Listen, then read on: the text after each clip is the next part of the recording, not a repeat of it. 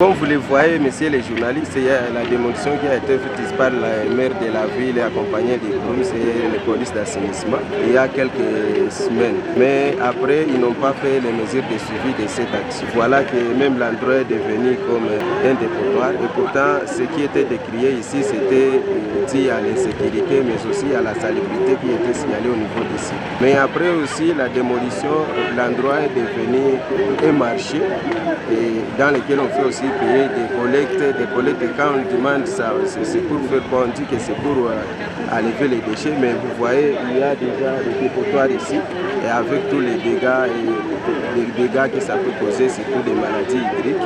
Il y a aussi nos mamans qui viennent s'installer ici le long de la route, et de ce rond-point, comme vous le voyez, c'est un endroit tellement accidenté. Il y a à peine quelques mois, des accidents se sont passés ici. Et ça se passe en répétition.